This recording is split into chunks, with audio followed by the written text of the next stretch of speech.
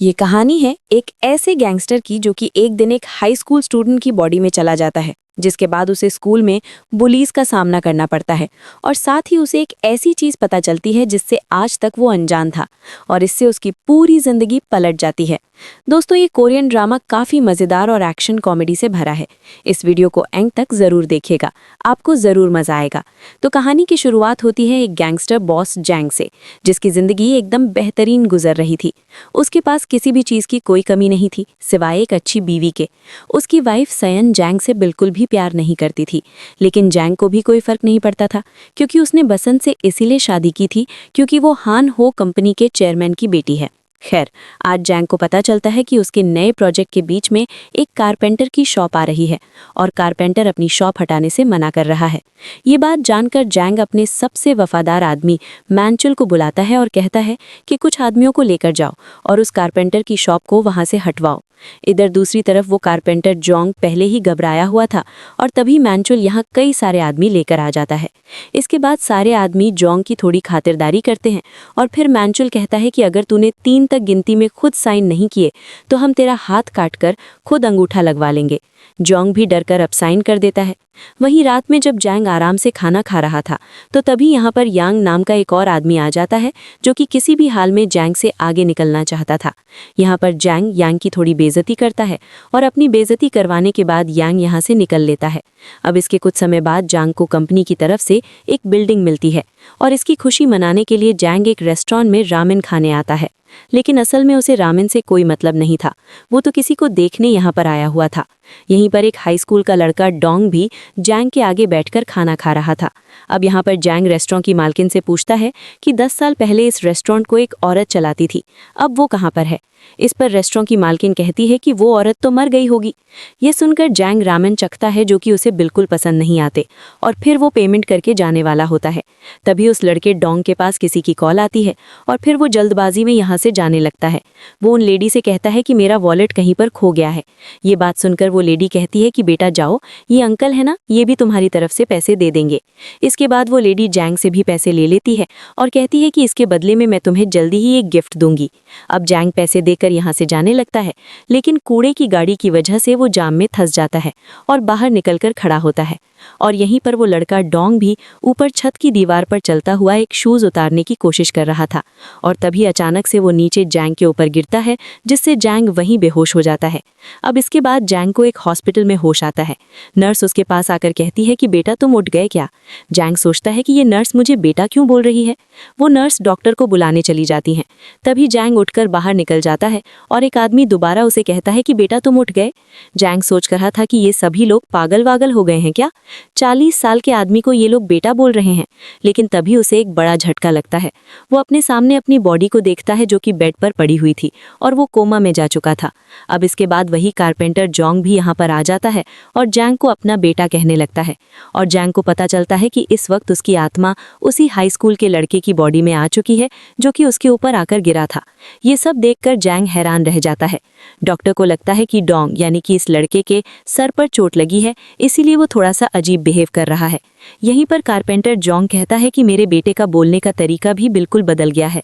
वो कहते हैं कि डोंग मैं तुम्हारा डैड हूँ, क्या तुम मुझे नहीं पहचान पा रहे। लेकिन जैंग कहता है कि ओए बुढ़े, अपने हाथ मुझसे दूर रख, मैं तेरा बेटा नहीं हूँ। डॉक्टर कहती हैं कि शायद इसके दिमाग पर चोट लग गई है, ये कुछ समय में खुद ही ठीक हो जाएगा। अब इसके बाद जैंग को याद आता है कि वो तो उसी लड़के की बॉडी में आ गया है जो कि रेस्टोरेंट में उससे मिला था और ज़रूर रेस्टोरेंट की उस औरत ने ही इनकी सोल आपस में स्विच करवाई है। जैंग तुरंत ही दोबारा रेस्टोरेंट में जाता है, लेकिन अब वहाँ पर कोई भी रेस्टोरेंट नहीं था और उसकी एक औरत से बहस हो जाती है। वो औरत कह रही थी कि वो रेस्टोरेंट तो यहाँ से सालों पहले हट चुका है, लेकिन जैंग उनसे कहता है कि मैंने कल ही यहाँ पर रामेन खाए थे। लेकिन वो औरत जैंग को पागल समझती है। यहीं पर जैंग की असली बॉडी के कोमा में जाने की खबर सुनकर उसी आदमी जैंग को काफी खुशी होती है। इधर जैंग अपने घर पहुंचता है और देखता है कि उसकी वाइफ रो रही है। जैंग को लगता है कि शायद उसकी वाइफ को जैंग के कोमा में जाने से काफी दुख हो रहा होगा, लेकिन असल में वो अपना नेकलेस टूट जाने की वजह से रो रही थी। अब तभी जैंग की वाइफ उसे देखकर डर जाती है। जैंग कहता है कि मैं तुम्हारा पति हूँ, मैं जैंग हूँ, लेकिन उसकी वाइफ को यकीन नहीं होता। वो अलार्म बजाकर एक तलवार उठा लेती है। तभी गार्ड्स यहाँ पर आकर जैंग को पुलिस के हवाले कर देते हैं। फिर ऑफिसर जैंग से कहता है कि तुम उस घर में क्यों गए थे, क्या तुम वहां पर चोरी करने वाले थे? जैंग को गुस्सा आ जाता है। वो कहता है कि वो पूरा घर मेरा है, भला मैं अपने घर में चोरी क्यों करूंगा? वो कारपेंटर अपने बेटे डोंग को रोकते हैं और पुलिस को बताते हैं कि इसके सर पर चोट लग गई है, जिसे लगता है कि शायद ये सटिया गया है, अब इसे माफ कर दो। फिर वो उसे लेकर यहाँ से जाने लगते हैं। अब इसके बाद जैंग हॉस्पिटल में अपनी बॉडी के ऊपर बार बार गिरने लगता है ताकि वो अपनी असली बॉडी में वापस जा सके। तभी जैंग का वफादार आदमी मैनुअल यहाँ पर आता है, लेकिन वो ये देखकर सोचता है कि शायद वो किसी कपल के रूम में आ गया, इसीलिए वो वापस जाने लगता है। लेकिन उसे याद आता है कि ये तो उसके बॉस का रूम है। वो अंदर आकर कहता है कि तू मेरे बॉस के साथ क्या कर रहा है? मैनुअल पहचान जाता है कि ये तो वही मोटा है जिसने मेरे बॉस के ऊपर गिरकर उन्हें कोमा में पहुंचा दिया। अब तभी डॉक्टर यहाँ पर आ जाती हैं। जैंग यहाँ से निकल लेता है। फिर वो कारपेंटर जोंग के साथ उनके घर पर आ जाता है। यहाँ पर जोंग ने अपने बेटे के लिए ढेर सारा खाना बनाया था, लेकिन इतना खाना देखकर जैंग कहता है कि मैं इतना सारा नहीं खा सकता। मगर थोड़ा सा चखने के बाद ही उसे कुछ होता है और जब उसकी आंख खुलती है तो सारा खाना उसने ख़त्म कर दिया था। इसके बाद जोंग कहता है कि बेटा अब तुम आराम कर लो, हम कल स्कूल जाएंगे और इसके बारे में बात करेंगे। इसके बाद जैंग इस लड़के डोंग के रूम में आ जाता है। फिर अगले दिन ये दोनों स्कूल में जाते हैं। जैंग बॉस की तरह बैठ जाता है और अपने एटीट्यूड को बिल्कुल भी कम नहीं करता। फिर इसके बाद जोंग प्रिंसिपल से बात करता है। प्रिंसिपल के साथ साथ पूरे स्कूल में ये बात फैल गई थी कि जिस दिन से डोंग गिरा है, डोंग को उस दिन के बारे में कुछ भी याद नहीं है। कारपेंटर जोंग प्रिंसिपल से कहता है कि मेरा बेटा ऐसा कदम नहीं उठा सकता कि वो खुद बिल्डिंग से कूद जाए, जरूर दूसरे बच्चों ने उसके साथ कुछ किया होगा। लेकिन प्रिंसिपल मना करने लगता है और ये सब सुनकर जैंग समझ जाता है कि प्रिंसिपल कुछ छुपा रहा है। वो कारपेंटर को और चिंता करने से मना करता है और फिर इस लड़के डोंग की क्लास में आ जाता है। टीचर सब बच्चों से कहती है कि उस एक्सीडेंट की वजह से डोंग अभी तक पूरा ठीक नहीं हुआ है, इसीलिए हर काम में इसकी मदद करते रहना। लेकिन क्लास के कुछ लड़के डोंग के आते ही उसका स्वागत अपनी मिडिल फिंगर से करते हैं। फिर इसके बाद कैंटीन एरिया में कुछ लड़कियां एक लड़की यून को बुली करने लगती हैं। एक लड़की यून के खाने में फैंटा मिला देती है और फिर उसे खाने के लिए कहती है। यून फाइट बैक नहीं करती और उसे खाने लगती है। इसके बाद वो लड़कियां उसका सारा खाना उसके ऊपर ही डाल देती हैं। ये सब देखकर जैंग उनसे कहता है कि उसे आराम से लंच करने दो, उसे परेशान क्यों कर रही हो? लेकिन फिर एक लड़का तेवोक उसके पास आकर कहता है कि अबे लूजर, तू ज्यादा नहीं बोल रहा। वो जैंग को मारने वाला था, लेकिन एक टीचर आकर इन्हें लड़ने से रोक देते हैं। मगर फिर लंच के बाद वो लड़के दोबारा जैंग को रोक लेते हैं। वही लड़का देवो कहता है कि लगता है तुझे कुछ याद नहीं है, लेकिन भले ही तेरे चोट लगी हो, मगर तुझे रोज हमारे लिए लंच में बर्गर लाना होगा, नहीं तो तू पिटेगा। लेकिन जैंग उल्टा उसके एक थप्पड़ जड़ देता है। इसके बाद जैंग दोबारा उसके एक और मारता है और तीसरे में वो लड़का तेवोक भी डरने लगता है। फिर जैंग कहता है कि मुझे एक बात बता, इस लड़के डोंग ने यानी कि मैंने तेरे साथ कुछ किया था क्या, जो तू इसे यानी कि मुझे बुली कर रहा है? या फिर ये यानी कि मैं बस एक आसान टारगेट था? ये बात सुनकर तेवो कहता है कि मोटे तू बहुत आसान टारगेट था, इसीलिए हम तुझे बुली करते थे। ये सुनकर जैंग उसकी एक और थप्पड़ जड़ता है और फिर उसके दोस्तों को भी मारकर जाने लगता है। तभी उसे एक और लड़का किमजे दिखता है, जो कि इनसे डरकर इनके लिए खाने का सामान लाया था। लेकिन क्योंकि अब उसने इन बुलीज को पीटते हुए देख लिया था, इसलिए ये लोग किमजे को बाथरूम में ले जाकर उसे पीटने लगते हैं और कहते हैं कि अगर तूने ये बात किसी को भी बताने की कोशिश की तो तेरी खैर नहीं। ये लोग किमजे की पैंट उतारकर उसकी वीडियो बनाने वाले थे ताकि बाद में किमजे को ब्लैकमेल किया जा सके। तभी पीछे से जियांग बाहर निकलता है और जियांग इन सभी को अपने पेट की शक्ति से जमीन पर गिरा देता है। इसके बाद वो तेवोक का फोन ले लेता है और देखता है कि इसमें तो इस लड़के यानी कि डोंग की कई सारी फोटोज है जिसमें वो बुली हो रहा है। जियांग उस लड़के के फिर से एक थप्पड़ जड़ता है और कहता है कि मैं तेरा फोन कुछ समय बाद वापस कर दूंगा। अब इसके बाद वो घर आकर फोन को चेक करता है और जियांग को इसमें एक वीडियो मिलती है जिससे उसे पता चलता है कि ये सारे लड़के मिलकर उस दिन डोंग को बुली कर रहे थे। उन्होंने उसी लड़की यून का जूता एंटीना पर लटका दिया था और डोंग को दीवार पर चलते हुए उसे उतारने के लिए कहा था और यही चीज़ करते हुए ये लड़का डोंग जियांग के ऊपर गिर गया था। जियांग को अब सब कुछ पता चल चुका था कि इस लड़के डोंग के साथ क्या हुआ था। वहीं पर तेवोक का बॉस अब उसे और उसके दोस्तों को मारने लगता है क्योंकि तेवोक ने अपने फ़ोन से वो वीडियो डिलीट नहीं की थी। और तभी जियांग यहाँ पर आकर उस लड़के को धमकाते हुए कहता है कि मैंने उस वीडियो की एक कॉपी बना ली है, इसीलिए अब मुझसे दूर रहना, नहीं तो तुम्हारे लिए अच्छा नहीं होगा। ये बोलकर जियांग उसी लड़के किमजे के साथ जाने लगता है। वहीं दूसरी तरफ जियांग की वाइफ अपने पति के कोमा में जाने का फ़ायदा उठा रही थी। तभी यांग इन दोनों के सामने सामने आ जाता है। यांग इन दोनों से कहता है कि मैंने तुम्हारी फोटोज ले ली हैं जिसमें तुम दोनों साथ थे, और अब मैं ये फोटोज चेयरमैन हान को भेजने वाला हूँ। जियांग की वाइफ कहती है कि डायरेक्ट मुद्दे पर आ, आखिर तू क्या चाहता है। इधर दूसरी तरफ जियांग अब दोबारा हॉस्पिटल में अपनी बॉडी के पास आ जाता है, जहां उसका वफादार आदमी मैंचुल उसके पास बैठा हुआ था। वो दोबारा जियांग को देखकर कहता है कि अबे मोटे, मैंने तुझसे कहा था ना, दोबारा मेरे बॉस के आसपास भी मत भटकियो। जियांग ये सुनकर उसके अखरोट चटकाता है और फिर उसे बताने लगता है कि मैं ही तेरा बॉस हूँ। वो मैंचुल को कई सारी बातें बताता है जो कि सिर्फ जियांग को पता हो सकती थी। इससे अब मैंचुल को भी यकीन आ जाता है कि ये मोटा ही उसका बॉस है। फिर अपनी भूख मिटाते हुए जियांग मैंचुल से पूछता है कि आखिर तुम मेरी बॉडी के आसपास क्यों थे। इस पर मैंचुल बताता है कि एक रूमर फैली हुई है कि वो आदमी यांग आपको हॉस्पिटल में मरवाना चाहता है, इसीलिए मैं आपकी बॉडी की रक्षा कर रहा था। अब इसके बाद अगले दिन स्कूल में जियांग से एक लड़की टकरा जाती है। वो तेजी में कहीं पर जा रही थी और वो अपना टेडी बियर नीचे गिरा देती है। जियांग उसके पीछे जाता है और उसका टेडी बियर उसे वापस करता है। ये वही लड़की यून होती है। वो कहती है कि डोंग, तुम्हारी याददाश्त सच में चली गई क्या? तुम मुझे पहचान भी नहीं रहे? अब तभी इस लड़की यून की माँ यहाँ पर आ जाती है।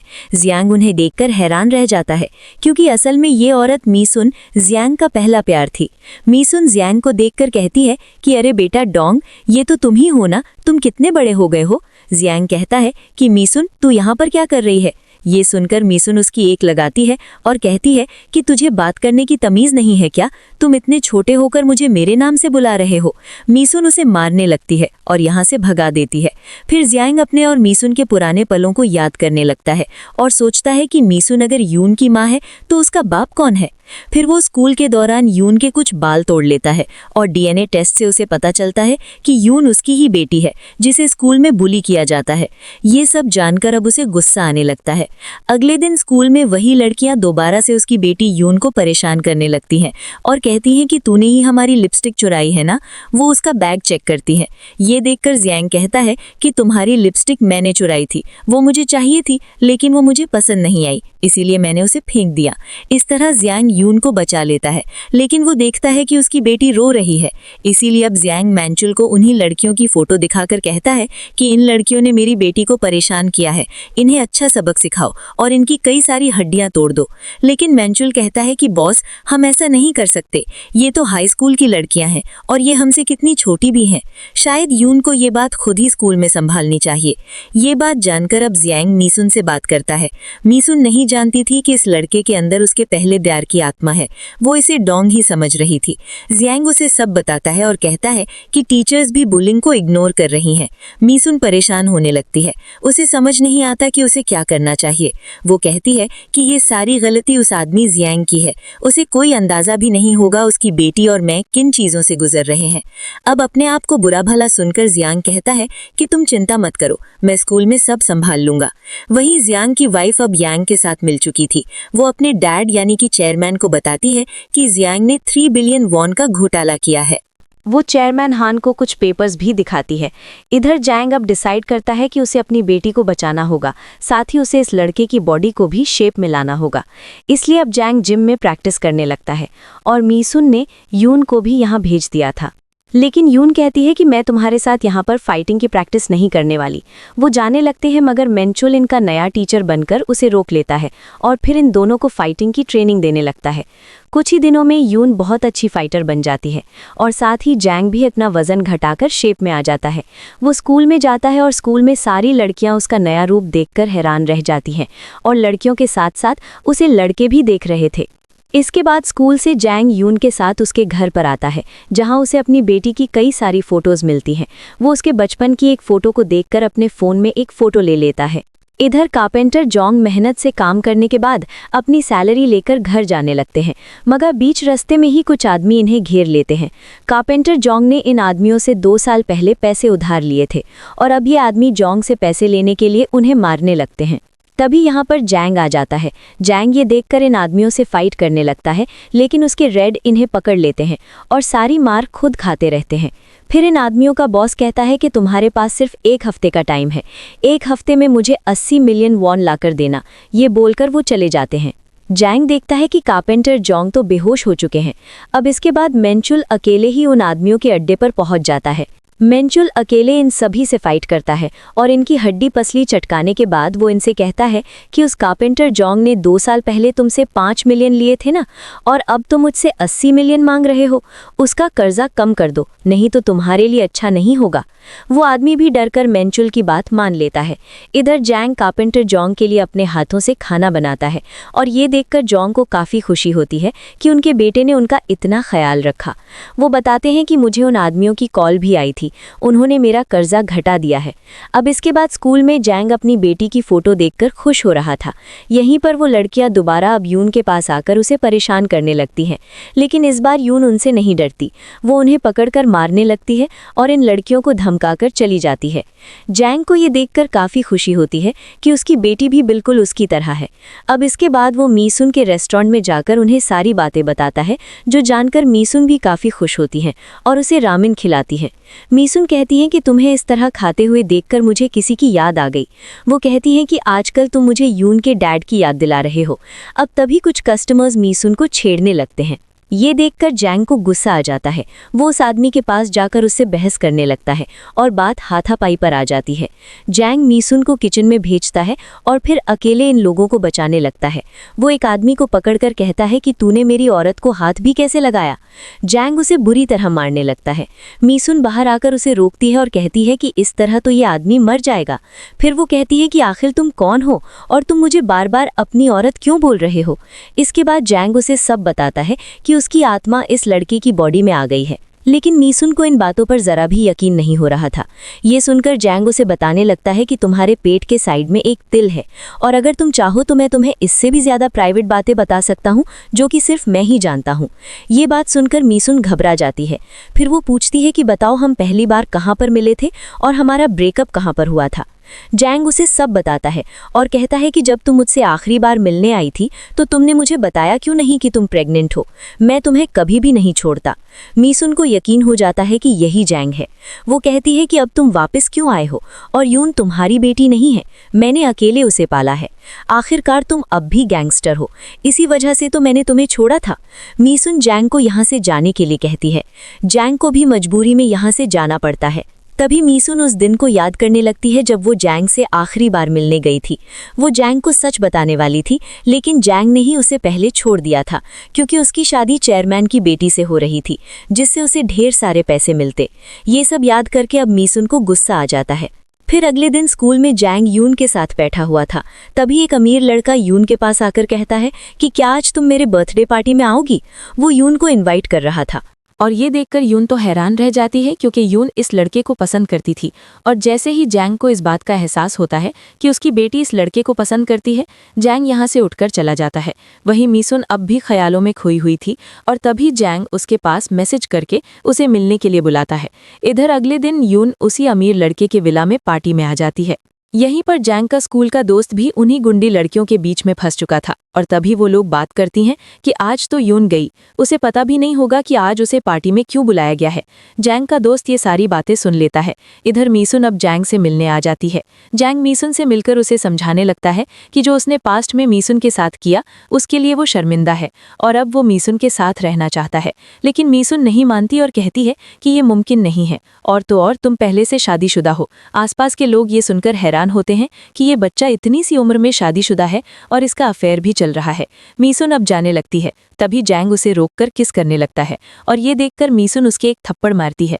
आसपास के लोग सदमे में पहुंच चुके थे कि आखिर ये सब क्या चल रहा है। मीसुन अब जैंग को पकड़कर पुलिस के पास ले जाने लगती है। जैंग उससे माफी मांगता है। तभी उसके पास उसके स्कूल के दोस्त की कॉल आती है जो कि बताता है कि शायद आज यून खतरे में है। और ये बात जानकर जैंग अब कार चलाते हुए यून की क्लास की उन्हीं लड़कियों से लोकेशन पूछता हुआ पार्टी में जाने लगता है। इधर वो अमीर लड़का यून को जबरदस्ती ड्रिंक पीने के लिए कहता है। यून नहीं मानती और तभी वो अपना असली रूप दिखाता है और कहता है कि मैंने तुम्हें ऐसी पार्टी में ऐसे ही नहीं बुलाया। वो यून के ऊपर ड्रिंक डाल देता है। कुछ समय बाद जैंग भी यहाँ पहुंच जाता है। वो बाहर खड़े हुए गार्ड्स को मारता है और फिर अंदर आकर यून को ढूंढने लगता है। कुछ लड़के यून को छेड़ रहे थे। जैंग उसे लेकर जाने लगता है, लेकिन वो लड़के बीच में आ जाते हैं। जैंग एक लड़के की गर्दन को तोड़ता है और बाकी लड़कों से फाइट करने लगता है। देखते ही देखते वो सबको मारकर ढेर कर देता है। एक लड़का फाइटिंग में थोड़ा बेहतर था, लेकिन 3-4 पंच खाने के बाद वो भी गिर जाता है। उन्हीं गुंडी लड़कियों में से एक लड़की ये देखकर जैंग पर फिदा हो जाती है। इधर यून अब उस अमीर लड़के से अपने आप को छुड़ाती है और उसके अखरोट चटकाकर पूल में फेंक देती है। इसके बाद दोनों यहाँ से चले जाते हैं। अब अगले दिन मैंचुल जैंग की असली बॉडी को देखने जा रहा था तो कुछ आदमी उसे बाहर ही रोक लेते हैं और कहते हैं कि चेयरमैन का ऑर्डर है, कोई भी जैंग से नहीं मिल सकता। इसके बाद मैंचुल जैंग को आकर सब कुछ बताता है कि तुम्हें तुम्हारी वाइफ ने यांग के साथ मिलकर झूठी इल्जाम में फंसा दिया है और अब चेयरमैन सोचते हैं कि तुमने 3 बिलियन वोन का घोटाला किया है और जब तुम भाग रहे थे तभी तुम्हारा एक्सीडेंट हो गया। जैंग सोचता है कि अब उसे क्या करना चाहिए। इसके बाद मैंचुल जैंग के कहने पर चेयरमैन को एक लेटर पहुंचाता है। इधर जैंग दोबारा मीसुन के पास आकर पूछता है कि यून कैसी है। मीसुन कहती है कि अगर तुम्हें सच में यून की चिंता है तो यहाँ से चले जाओ। जैंग जाने लगता है, तभी उसके सामने वही लड़की आ जाती है। वो पूछती है कि क्या तुम और यून एक दूसरे को डेट कर रहे हो। जैंग गुस्से में मना करता है और ये सुनकर वो लड़की जैंग से कहती है कि फिर तुम मेरे बॉयफ्रेंड बन जाओ, लेकिन जैंग मना करता है। वो लड़की जैंग को एक बॉक्स देकर यहाँ से चली जाती है। तभी यून यहाँ पर आ जाती है। वो ये देखकर कहती है कि क्या तुम उस लड़की को डेट करोगी, लेकिन जैंग मना कर देता है। इस पर यून कहती है तो फिर तुम मेरे बॉयफ्रेंड बन जाओ। जैंग गुस्से में मना करता है और यहाँ से जाने लगता है। अब इसके बाद यून अपनी मॉम मीसुन को बताती है कि वो डोंग को अपना बॉयफ्रेंड बनाना चाहती है। मीसुन ये सुनकर गुस्सा और हैरान होती है क्योंकि वो जानती थी कि डोंग असल में हन के डैड हैं। मीसुन कहती है कि तुम उससे दूर रहना। अब इसके बाद अगले दिन मीसुन जैंग को स्कूल से ही पकड़ लेती है और कहती है कि तुम ऐसा क्या कर रहे हो जो तुम्हारी बेटी अब तुम्हें ही अपना बॉयफ्रेंड बनाना चाहती है। जैंग कहता है कि मैं बस उसका दोस्त बनना चाहता था। मीसुन जैंग से कहती है कि तुम यहाँ से चले जाओ और हमारी जिंदगी में कभी वापस मत आना। हम फिर से कभी भी एक नहीं हो सकते क्योंकि तुम पहले से शादीशुदा हो। अब तभी यून यहाँ पर आ जाती है और कहती है कि कौन शादीशुदा है। यहाँ बिना सोचे समझे जैंग यून से कहता है कि मैं तुम्हारी माँ को पसंद करता हूँ। यून ये सुनकर हैरान रह जाती है। उसे लगता है कि उसकी माँ ने उससे उसका प्यार छीन लिया। यून गुस्सा होकर यहाँ से भाग जाती है। मीसुन अब जैंग पर गुस्सा होने लगती है और कहती है कि तुमने वो बात क्यों कही। इधर यांग गार्ड्स को मारता है और जैंग की बॉडी के पास आ जाता है। वो जैंग को मारने आया था, लेकिन तभी जैंग को होश आ जाता है। वो कहता है कि अंकल आपकी जिप खुली हुई है। उसे होश में देखकर यांग खुद बेहोश हो जाता है। अब इसके बाद जैंग डोंग के घर पर आ जाता है और कारपेंटर जोंग को अपना डैड कहने लगता है। यहाँ पर हमें पता चलता है कि उस हाई स्कूल के लड़के डोंग की आत्मा जोंग की बॉडी में आ गई है, लेकिन उसके डैड के लिए वो एक आदमी था। वो डरने लगते हैं। डोंग खुद भी रो रहा था। तभी जोंग यहाँ पर आ जाता है। वो समझ जाता है कि उसकी बॉडी में अब वही लड़का आ चुका है। डोंग भी सब कुछ समझ जाता है और ये देखकर वो घबराता है। तभी जंग उसके एक मारकर उसे शांत कराता है और फिर जंग कारपेंटर जोंग को सब समझाने लगता है। शुरुआत में उसे बिल्कुल भी यकीन नहीं होता, लेकिन कुछ समय बाद वो समझ जाता है कि ये दोनों सच बोल रहे हैं। अब इसके बाद जंग डोंग से कहता है कि ओ लड़के, तू यॉन को पसंद करता है ना? अगर तू मेरी मदद करेगा तो तू उसके करीब हो सकता है। इधर जैंग की वाइफ यांग के ऊपर गुस्सा हो रही थी क्योंकि वो जैंग को नहीं मार पाया। यांग कहता है कि चिंता मत करो, मैंने अपने आदमियों को काम पर लगा दिया है, वो जल्द ही जैंग को ढूंढ लेंगे। अब तभी एक आदमी आकर बताता है कि हमें पता चल गया है जैंग कहाँ पर गया है। इधर जैंग उसी लड़के डोंग के साथ मिसुन के पास आता है और डोंग अब जैंग बनकर मिसुन से बात करता है और झूठ बोलता है कि हमारी सोल्स फिर से वापस हमारे अपने अपने शरीर में आ गई हैं। इसके बाद डोंग जैंग के बताए तरीके के मुताबिक मिसुन से माफ़ी मांगने लगता है, लेकिन तभी यांग अपने आदमियों के साथ यहाँ पर आ जाता है। ये देखकर डोंग डरकर रोने लगता है। मिसुन भी सब समझ जाती है। अब इसके बाद जंग उन दोनों को किचन में भेजता है और डोंग से मिसुन को अंदर ही रखने के लिए कहता है। इसके बाद जंग इन गुंडों से फाइट करने लगता है। यांग को लगता है कि ये कोई हाई स्कूल का लड़का है, इसीलिए यांग उसे सीरियस नहीं लेता, लेकिन जंग देखते ही देखते सारे आदमियों को निपटा देता है। तभी यांग अपने सबसे ताकतवर आदमी को फाइट के लिए भेजता है। जंग और उसके बीच में काफी देर तक फाइट होती रहती है, जिसमें आखिरकार जंग उसे मारने लगता है, लेकिन तभी यांग पीछे से उसके ऊपर हमला करके उसके गले पर चाकू रख लेता है और कहता है कि जंग बाहर आ।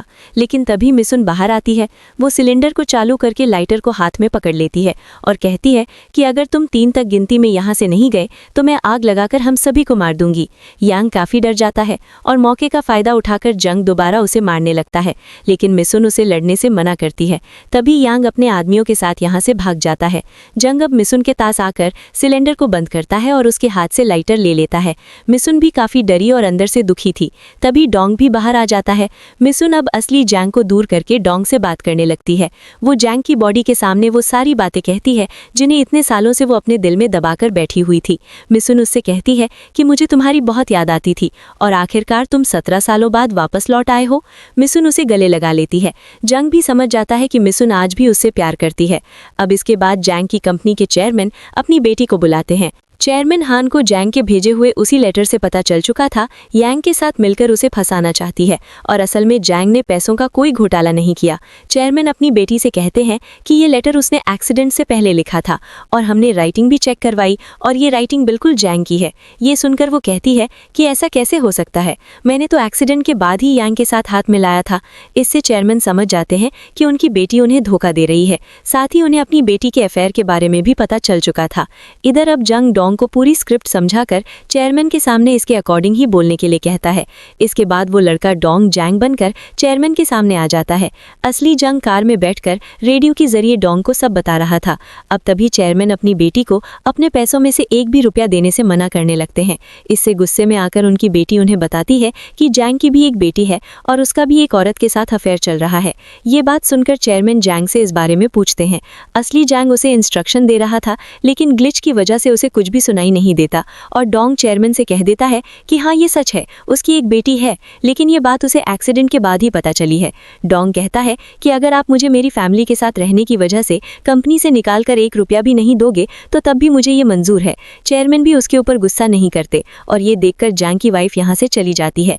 अब इसके बाद चेयरमैन जैंग से कहते हैं कि तुम जैसा चाहो वैसा कर सकते हो। डोंग अब खुश होकर यहाँ से जाने लगता है। बाहर असली जैंग ये देखकर काफी खुश होता है कि डोंग ने सारी बातें संभाल ली, लेकिन अब तभी उसकी वाइफ गुस्से में आती है और इन्हें ठोकने वाली होती है। जंग डोंग को धक्का देकर खुद गाड़ी के सामने आ जाता है जिससे जैंग काफी जख्मी हो जाता है। उसे तुरंत ही हॉस्पिटल ले जाया जाता है जहां मिसुन और यूनिन भी पहुंच जाते हैं। यहाँ पर यूनिन असली जैंग की बॉडी को देखकर कहती है कि माँ ये मेरे डैड है ना, आपने इनकी फोटो को मुझसे छुपा कर रखा था लेकिन मैंने वो फोटो देख ली थी। यहाँ पर असली जैंग जो कि डोंग की बॉडी में था वो कहता है कि हाँ मैं तुम्हारा डैड हूँ। यूनिन परेशान होने लगती है और सोचती है कि ये क्या चल रहा है, कहीं मेरी माँ ने सच में मेरे दोस्त से शादी तो नहीं कर ली ना। अब तभी बात करते हुए असली जैंग बेहोश हो जाता है और इसके साथ ही जैंग की बॉडी में मौजूद डोंग भी बेहोश हो जाता है। फिर कुछ समय बाद जंग को ऑपरेशन रूम में होश आता है जहां उसके सामने उसी रेस्टोरेंट की मालकिन होती है। इससे जंग समझ जाता है कि सोल स्विच करवाने में इसी लेडी का हाथ था। वो लेडी अब जैंग को सोने के लिए कहती है। अब इसके बाद कहानी 6 महीने आगे जाती है जहाँ डोंग अब अपनी असली बॉडी में वापस आ चुका था। वो हॉस्पिटल से डिस्चार्ज होकर स्कूल आता है तो सारे बच्चे उसकी तारीफ करने लगते हैं क्योंकि स्कूल के सारे बुलीज ने डोंग के डर की वजह से स्कूल छोड़ दिया था और अब डोंग और यूनिन स्कूल के नए हीरो बन जाते हैं। उसी गैंगस्टर यांग को भी पुलिस ने पकड़ लिया था और असली जैंग भी अपनी बॉडी में लौटने के बाद गुंडागर्दी छोड़कर मिसुन के साथ रहने लगा था। साथ ही कारपेंटर जोंग और मेंचुअल भी इन्हीं के साथ काम करने लगे थे और इसके साथ ही जैंग अपनी बेटी के साथ अच्छा समय बिता रहा था और इसी हैप्पी एंडिंग के साथ ये मूवी यहाँ पर खत्म हो जाती है। दोस्तों आपको ये मूवी कैसी लगी कमेंट करके जरूर बताइएगा और ये वीडियो पसंद आई हो तो वीडियो को लाइक करके हाइप कर दीजिएगा और हमारे चैनल पर नए हैं तो चैनल को सब्सक्राइब भी कर लीजिएगा। मिलते हैं नेक्स्ट वीडियो में।